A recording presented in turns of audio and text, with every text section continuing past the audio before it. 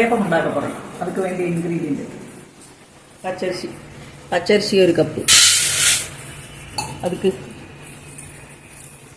1 spoon വെന്തിയ, ചിന്ന സ്പൂണിൽ 1 spoon വെന്തിയ. അത് രണ്ടുമ്പോൾ നന്നാ കഴുകിയിട്ട് 4 മണിക്കൂർ ഊറ വെച്ചിട്ട് അരക്കകത്ത കാട്ടറേ ഊറിയാச்சு.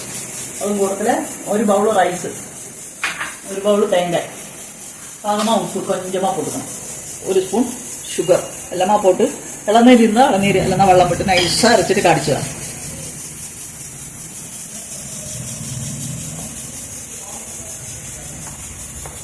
നൈസാ അരച്ചു 5-6 മണിക്കൂർ വെളിയിൽ വെക്കണം. നന്നാ പൊന്തിന് പിന്നെ കാടിച്ച മാവ് നന്നാ പൊന്തി വെച്ച്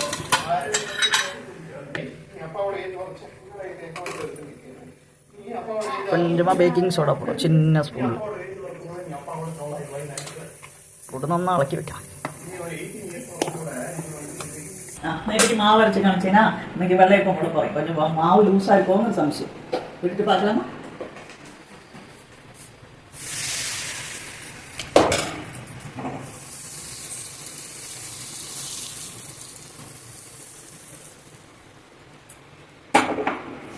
மூடி வைக்க 2 மினிட்ல ஆயிடும்.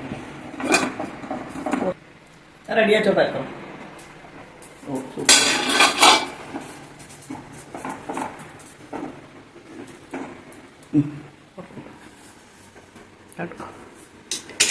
എന്നാ സോഫ്റ്റായി ടേസ്റ്റ് ഉണ്ടാക്കി പറയും. ഇതാ അതിനെല്ലാം പോടണം എന്നുള്ളത് ചൊല്ലാം. ആദ്യം കുക്കർ വെച്ച്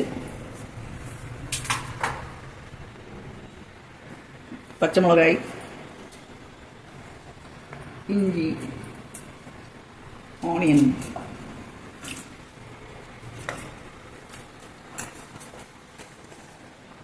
ക്യാരറ്റ്,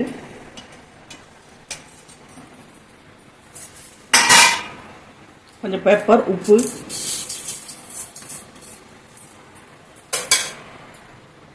கறிவேப்பிலை போட்டு அது வேகிற வரை மூடி வைக்கலாம். அதுக்கப்புறம் பொட்டேட்டோ போடணும். இல்லையெல்லாம் நண்டாச்சு பொட்டேட்டோ போடணும்.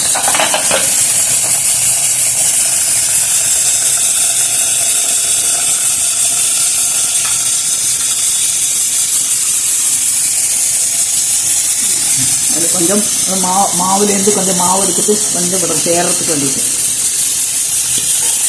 தேங்காய் பால் ரெடியாகிடுச்சு. நீ தேங்காய் பாலும் விட்டு வெളിച്ചെണ്ണയും விட்டா ரைட்.